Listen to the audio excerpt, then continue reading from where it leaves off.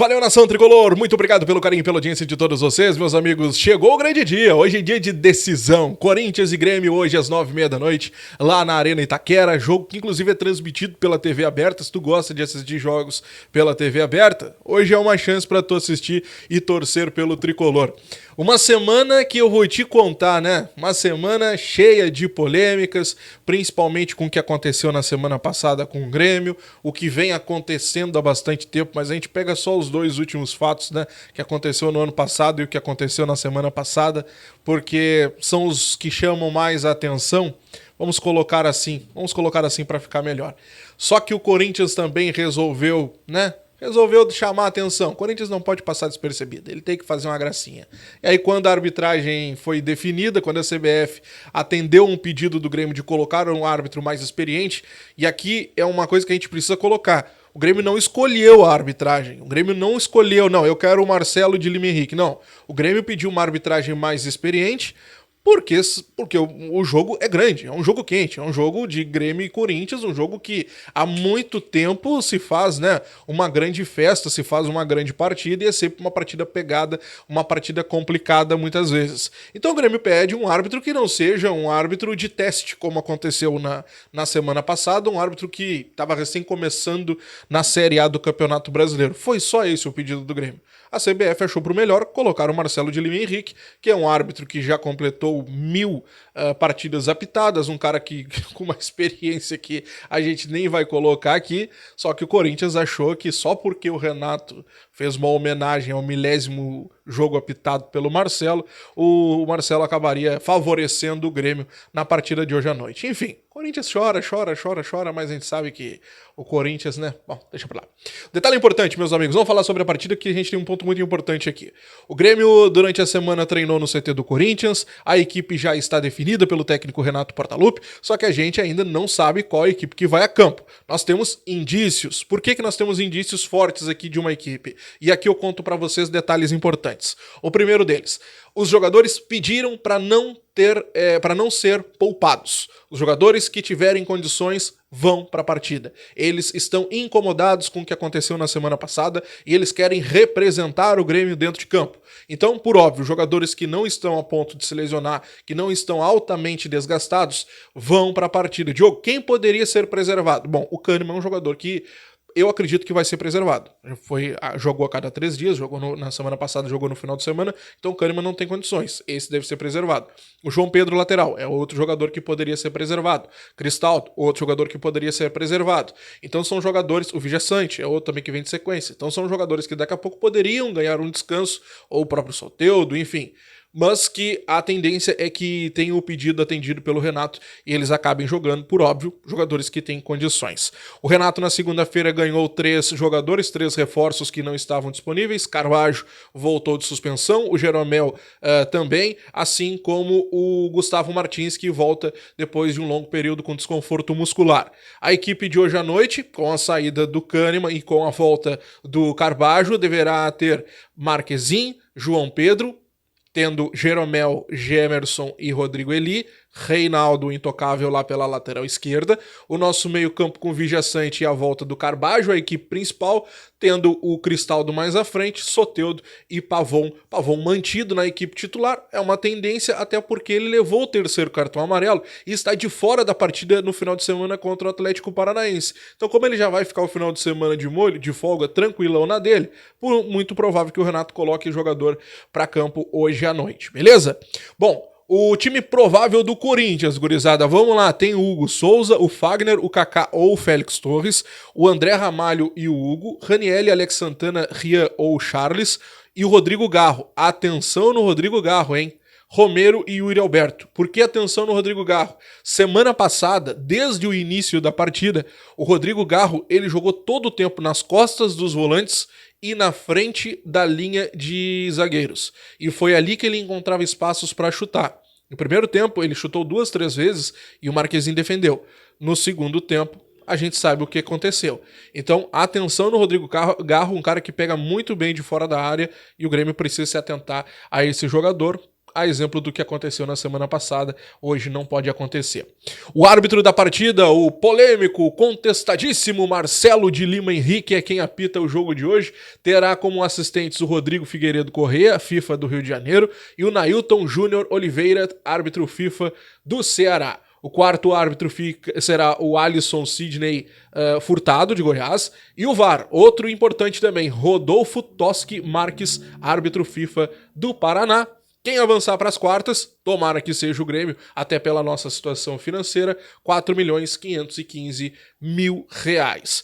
Um ponto importante, a Copa do Brasil não é só uma questão desportiva, não é uma questão só de vencer o Corinthians e tentar o título. A Copa do Brasil é um ponto importante também para a meta financeira, até porque o Grêmio vai ter uma dificuldade grande de atingir a meta financeira do Campeonato Brasileiro nessa temporada. O Grêmio colocou oitavas da Copa do Brasil, oitavas da Copa Libertadores e do sexto lugar para cima no Campeonato Brasileiro.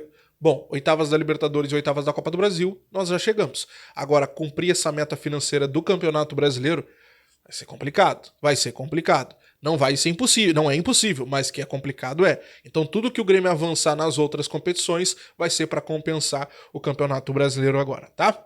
Gente, Bright White oficialmente contratado pelo Grêmio, anunciado hoje pela manhã. O Grêmio já não tinha anunciado, Diogo? Sim, o Grêmio tinha anunciado o acordo, mas para fazer o anúncio do jogador, da contratação, tinha que estar disponível o visto de trabalho dele no Brasil. Isso saiu no Diário Oficial da União hoje. Se tivesse saído ontem, ele jogaria a Copa do Brasil. Saiu hoje. O nome dele pode ter saído no bid, já inclusive no momento que tu tá assistindo esse vídeo, até o momento que eu tô gravando não saiu, mas ele a qualquer momento vai sair no bid e ele já fica disponível para jogar no Tricolor. Na Copa do Brasil, nesta fase, ele não joga. Ele não joga porque, como ele não vai poder começar a fase, não vai poder jogar hoje à noite, na semana que vem ele não pode ir ao regulamento da competição. O fato disso tudo é jogador do Grêmio, anunciado já inclusive, já tem entrevista dele inclusive lá na Grêmio TV, uma entrevista bem bacana, essas imagens que a gente está acompanhando aí. Ele fala na entrevista que o primeiro contato do Grêmio aconteceu lá em janeiro, que desde então ele ficou pensando como seria atuar aqui no Brasil, e aqui ele confirma aquela informação que eu tinha trazido para vocês aqui, né? Que quando ele recebeu esse primeiro contato do Grêmio lá em janeiro, ele buscou informações na época com o Ramon, lateral, que era parceiro dele lá no Espanhol, perguntou como era o Grêmio, como era a torcida, como era a situação, como era o futebol brasileiro. Ele se interessou, ele gostou do que ele estava sabendo do Brasil, e desde então ele ficou com aquilo matutando na mente. Diz que tem recebido muitas mensagens dos torcedores, mensagens de muito carinho, está impressionado com o amor da torcida pelo clube. Ele disse que tem acompanhado o Grêmio no Campeonato Brasileiro, viu uma evolução na equipe nos últimos dias e que eles vão mostrar que são melhores e que não devem estar na posição que estão. Então ele tá louco para jogar, está muito empenhado, está mostrando muita...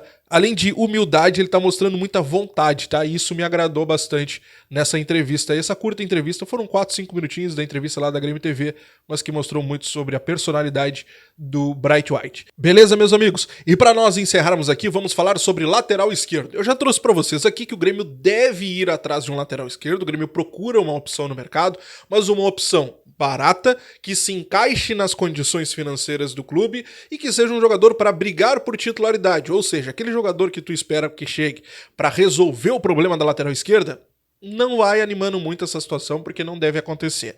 Bom, dito isso, eu já trouxe a minha opinião aqui, que eu acho que o Grêmio deveria daqui a pouco dar oportunidade para os guris da base, até porque para contratar mais um jogador para brigar por titularidade, o Grêmio trouxe o Mike para brigar por titularidade e o padrão é esse que a gente está vendo. Então daqui a pouco tu empilha mais um jogador, seriam 3 jogadores da posição, Reinaldo, Mike e esse terceiro para brigar pela titularidade, e dos 3 daqui a pouco tu não faz um.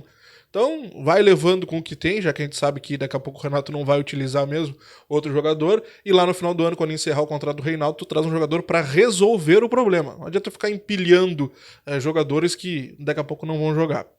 Mas o ponto importante que eu tenho que trazer para vocês, porque é uma informação. Vocês lembram do lateral esquerdo do Henrique, formado pelo Vasco, que tinha deixado o Lyon, deixou o Lyon, tá livre no mercado? Pois é, eles estavam muito próximos de fechar com o Nantes da França.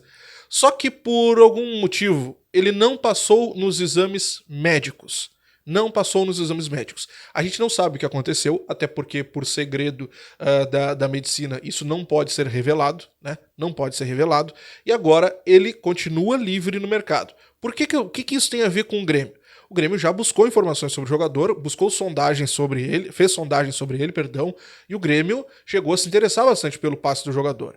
Só que o grande ponto dessa história toda é que ele estava muito próximo de fechar com o Nantes, e por isso acabou não avançando para algo mais forte.